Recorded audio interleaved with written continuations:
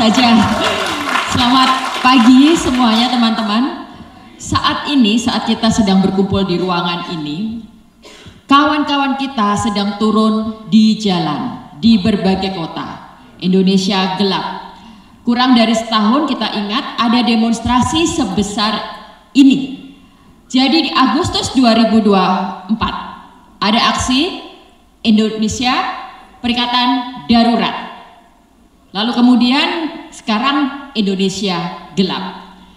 Kita bisa melihat bagaimana mahasiswa, anak-anak muda, guru, dosen, profesional sudah merasa bahwa akibat dari pemerintahan Jokowi 10 tahun lalu dilanjutkan dengan pemerintahan Prabowo saat ini telah mengakibatkan berbagai penderitaan, telah mengakibatkan berbagai kerugian, telah mengakibatkan kemiskinan-kemiskinan baru yang ini begitu dekat dengan nasib setiap orang. Jadi kita tidak lagi bicara sesuatu yang sifatnya elitis, kita tidak bicara sesuatu yang sifatnya politik tingkat tinggi. Kita sedang bicara hal-hal yang sehari-hari kita alami. Kita sedang bicara dampak nyata dari sebuah kebijakan yang tidak berdasar pada prinsip kemanusiaan, yang tidak berdasar pada prinsip keadilan. Pemerintahan Jokowi yang kemudian dilanjutkan pemerintahan Prabowo telah mengakibatkan, telah membentuk kemiskinan baru. Walaupun kemudian itu dengan bahasa yang sok berdasar data disebut bahwa tingkat kemiskinan kita berkurang gitu kan. Nah, saking miskinnya ini, saking ada kemiskinan-kemiskinan baru dan terus ada kebijakan-kebijakan baru yang semakin menindas, seorang bapak-bapak yang kehabisan gas bisa berkata dengan sedemikian menggetarkan, jangan ganggu kemiskinan kami. Itu sebuah ekspresi frustrasi. Bagaimana orang sudah dibuat miskin masih terus diganggu dengan berbagai kebijakan yang semakin memiskinkan. Berikutnya, dari berbagai kebijakan buruk selama 10 tahun dan sekarang kita memasuki 100 hari Prabowo, kita bisa melihat dampak multisektor. Dalam 100 hari Prabowo ini saja teman-teman, dari bidang seni dan budaya, beberapa minggu lalu, akhir tahun lalu, pameran lukisan di Galeri Nasional dari Yos Sudarso, dari Pak Yos, itu dipaksa batal karena galerinya dikunci. Nah, lukisannya menggambarkan sosok Mulyono, gitu kan? Nah, baru itu terjadi 2 hari lalu. Sebuah pementasan teater bertajuk Wawancara dengan Mulyono di Institut Seni Budaya Indonesia Bandung, sebuah kampus seni, juga dipaksa batal. Ruang pertunjukannya dikunci. 2 insiden ini menunjukkan betapa dalam 100 hari pemerintahan Prabowo mesti seolah-olah pemimpin berganti, Mulyono masih terus menghantui. Mulyono masih terus mengganggu dalam berbagai sektor kehidupan. Dan kalau teman-teman tahu, ketika seni budaya itu sudah dibungkam, kebebasan ekspresi di kampus sudah diganggu, maka demokrasi kita terancam. Jadi kalau tajuk di belakang kita bertanya tentang masa depan demokrasi, jelas kalau kondisinya seperti ini terus, demokrasi kita akan terancam. Oke.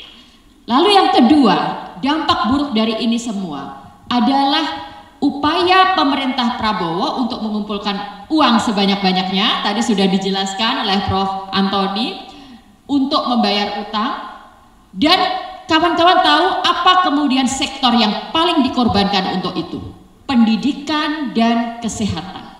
Ini 2 sektor yang langsung berhubungan dengan kepentingan kita.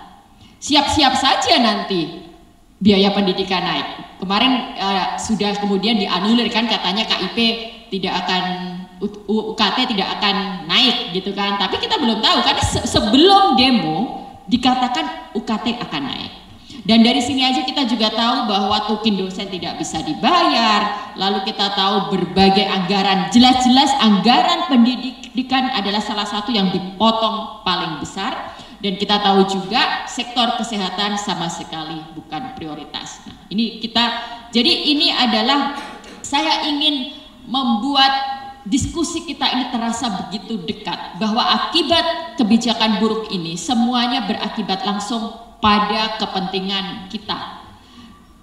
Berikutnya penutup dari saya, yang ketiga, ketika saya tadi mengingatkan bahwa Agustus 2024 ada demo Indonesia, peringatan darurat, lalu kemudian saat ini kita sedang aksi Indonesia gelap. Saya ingin mengatakan bahwa masa depan kita berada pada tangan anak-anak muda yang mau terus melawan dan mau terus peduli. Jadi ketika Mas Roy tadi menjabarkan betapa Fufufafa dan segala jejak rekornya, saya punya istilah bahwa ini adalah masa kita untuk melakukan revolusi Fufufafa. Ya. Jadi definisi saya tentang revolusi Fufufafa adalah revolusi yang dipimpin oleh anak-anak Gen Z, revolusi yang memadukan antara suara di sosial media dengan gerakan massa di jalanan, revolusi yang betul-betul tahu apa yang dituju demi membawa Indonesia yang lebih baik. Jadi di tangan anak-anak Gen Z, kita percayakan masa depan Indonesia. Silahkan pimpin kami untuk revolusi menuju Indonesia yang lebih baik. Revolusi kita. Saya mau tutup dengan sedikit puisi agar lebih membakar semangat saja untuk mengingatkan kita betapa PR kita masih panjang. Indonesia gelap. 10 tahun kebohongan, 100 hari persekongkolan. Ratusan ribu pekerja dihajar Undang-Undang Cipta Kerja. Mesin-mesin pabrik mati suri, lahan-lahan rakyat diduduki, lautan pun dipagari. Ribuan bulldozer datang dari negeri seberang, 20 juta hektar hutan siap ditebang. Pegawai rendahan dipaksa efisiensi, kabinet gemuk berdansa mencari celah korupsi. 10 tahun menumpuk utang, 100 hari belingsatan. Penjahat dan penjilat berpesta dan saling menyandra. Ratusan juta jelata berpuasa dan saling iba. 10 tahun kejahatan, 100 hari kegelapan, sepanjang masa perlawanan. Jadilah cahaya, teruslah menyala.